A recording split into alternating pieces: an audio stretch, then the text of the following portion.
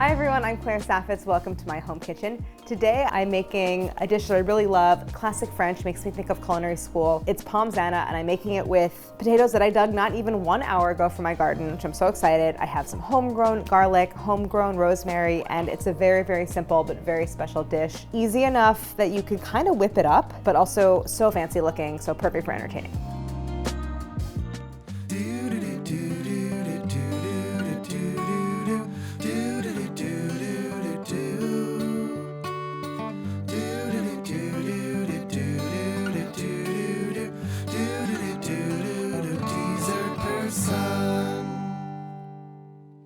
Pommes Anna is a dish it's like a potato cake in a way. It's just a dish of layered potato slices separated with butter. I'm gonna infuse with a few flavors, but at its core, it's just like a dish of like potatoes and butter and salt. That's why it's so delicious. And a freshly dug potato is a huge treat. We grow them in our garden. They're so much fun to grow, and I just dug these today. Oh my God, look, oh my God, so cool. These are not a bad size. I feel like they're pretty good. A couple down here. Look at this one. Good size. So cool. This is a potato variety called a German butterball potato. Very similar to a Yukon Gold. It's like a creamy yellow flesh potato. I have had them, but we've not grown them. So this is the first time we've grown them and literally just dug them, which is why they still have dirt on them. I have my potatoes here. I have a stick of butter here, salt and pepper, of course, and then I'm going to infuse my butter with some garlic and rosemary. And what I'm excited about is that this rosemary we just cut from our little herb garden, and this is garlic that we harvested in summer and dried.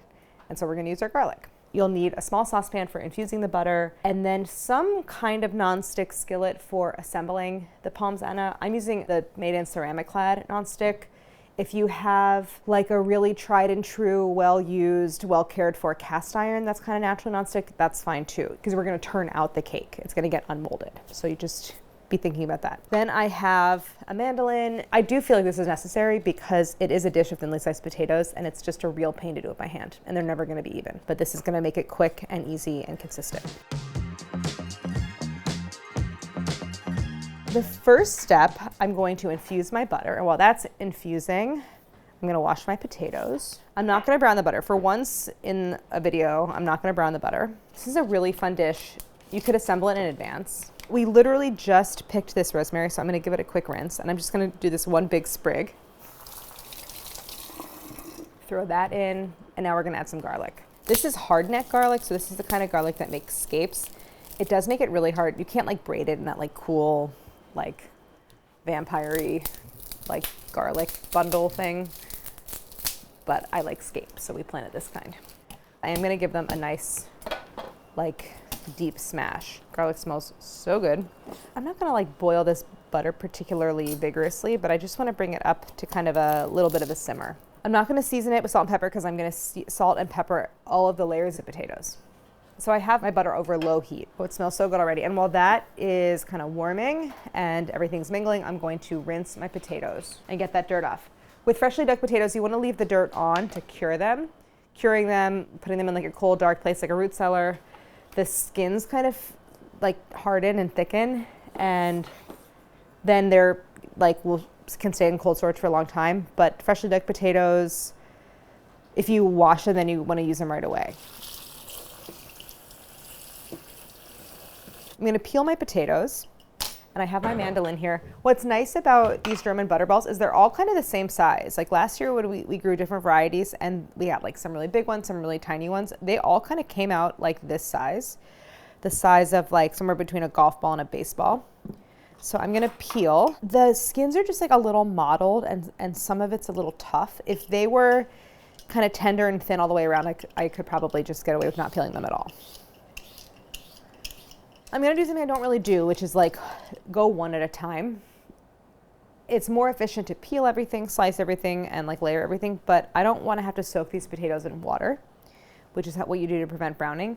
And so I'm going to do one potato at a time and start creating this potato cake. And the first layer of potato is the most important because you want to make a nice rosette pattern, because when you flip it over, that's going to be the top and that's what you're going to see. So I'm going to slice this guy. I want thin slices. I'm gonna do a test and see. I think that's pretty good. It's like thin enough to be flexible, but not paper thin. So here's how it's gonna go. I'm gonna do layer potato, brush with my infused butter, salt, pepper, repeat. Make sure those fingertips are out of the way. I actually think these could be a little bit thinner. Are you gonna cut yourself? I hope not, Cal. This is a very dull mandolin. Like, this has not been sharpened in a really long time. Dull knives are dangerous. You know what? People say that, but you will cut yourself so much worse with a sharp knife than you will with a dull knife. Like, a sharp knife is gonna cut much cleaner and like right through. But you're struggling with it. That's what makes you cut yourself. Listen to me. This has happened to me. A sharp knife is sharper. A sharp knife is, okay, Cal, I'll be fine. But one thing you want to do in the mandolin is use your palm rather than your fingertips to grip and guide the food. Because if you run into the blade with the palm, you might cut yourself, but it's still better than having a cut on your fingertips or like slicing off your fingertips, because that sucks. What? Flashbacks. Yeah. Sorry. Okay, fine. Let me show you something that is really kind of a great tool. This is an oyster shucking glove.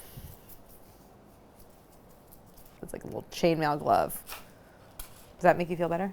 Okay, good. That makes me feel better. I'm gonna take my infused butter, brush a layer on the bottom of my skillet, thin layer. What happens is as it cooks, the butter and all the layers is gonna like drip to the bottom, and there's gonna be a lot of butter. And in fact, in the past, I've like drained my Pommes Anna of like a lot of excess pooling butter before serving. I'm gonna start in the center and start to build my rosette pattern outward. We definitely did Pommes Anna in culinary school. I want slices that are pretty similar in size to be close together. And I'm just starting in the center and building my way out. And I'm overlapping pretty tightly. And then the truth is, once you do that first layer, you kind of don't have to like continue this very detailed arranging after that. I want it to be even. That's really important. You want even layers, but it doesn't have to be so precise. All right, so I need more potato. The truth is, most kitchen horror stories involve mandolin. That is true.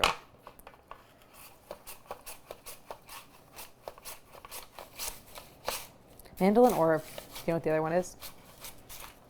Immersion blender. Immersion blender. You can get real comfortable and very dangerous with both.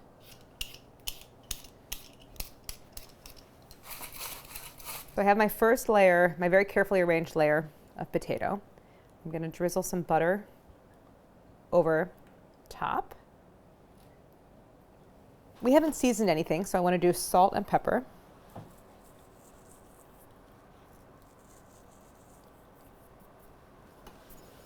White pepper would be really good. I love white pepper. All right, now I'm gonna go in with more potato. So I went from the center out. This time I'm gonna go the opposite direction and go center in until I get like 2/3 of the way up the skillet. So that's gonna probably be 3 or 4 layers of potatoes. I'm really glad I'm using this glove. I have a lot of these like little nubs of the potatoes that I didn't slice, and now I'm going back and I'm trying to slice them. It's nice to have some little pieces of potato for filling in gaps. And now this is a point where like I really don't care about any kind of pattern. So I'm gonna do another layer of butter, season, and then one final layer of potatoes. These are such fresh potatoes. The slices are like so rigid that there's a lot of air bubbles between them, but we're gonna like compact it really, really well.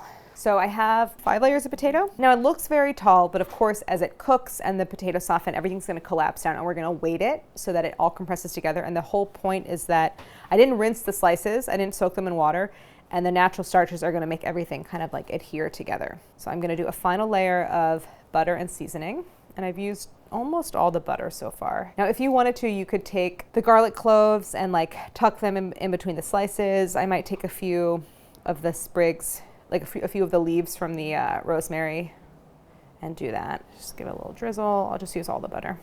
Let me do the salt.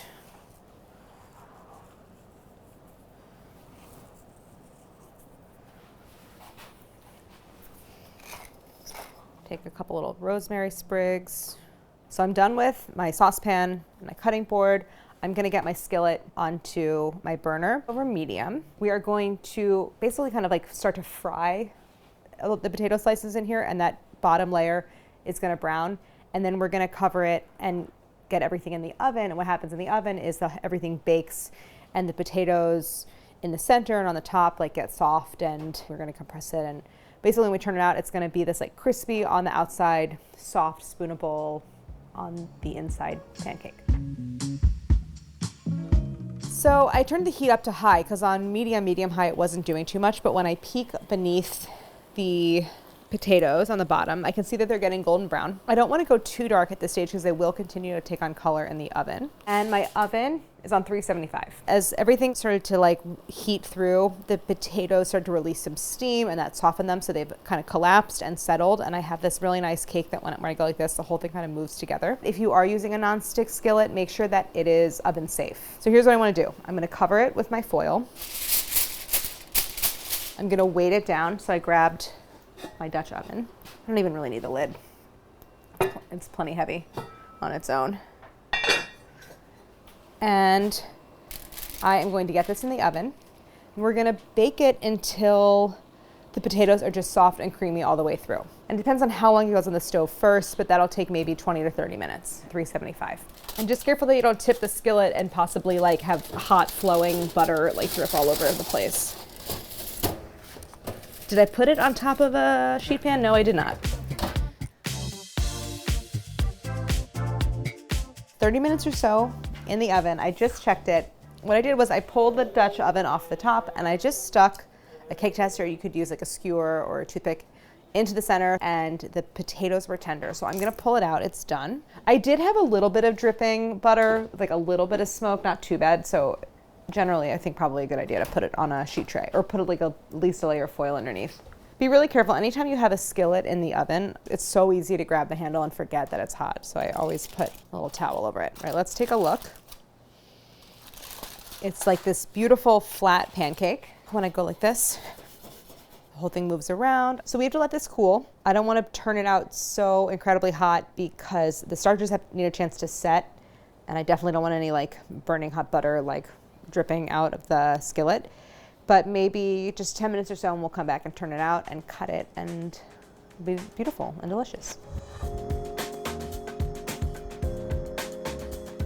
If you can't do this and have it slide around, don't unmold it, get a spatula and try to loosen it if you can.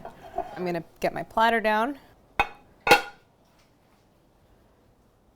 just to protect my hands. I'm gonna flip it.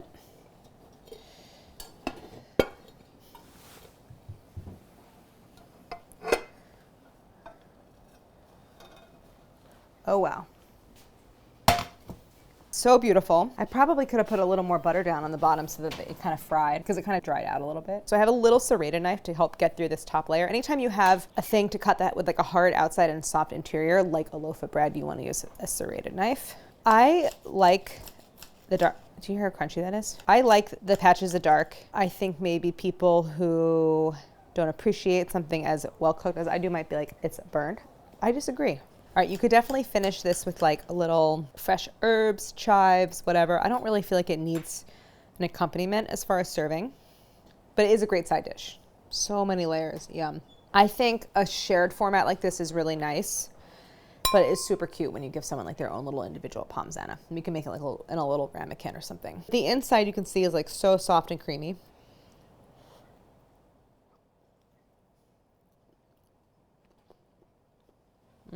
Honestly, could use a little more butter because like the potato totally absorbed it in a good way, but so delicious, very, very rosemary-y, good heat from the pepper, really, really nicely seasoned, not under seasoned, but not too salty. I feel like I could use like a little glaze of butter on top and it'd be perfect. Such a fun side dish, and one I really think you should think about for Thanksgiving because it's kind of unexpected, and you get what people like about mashed potatoes, the like creamy center, but also with a little crispy on top. So good. So we're going to bring you more episodes. Thank you so much for watching, and don't forget to like and subscribe.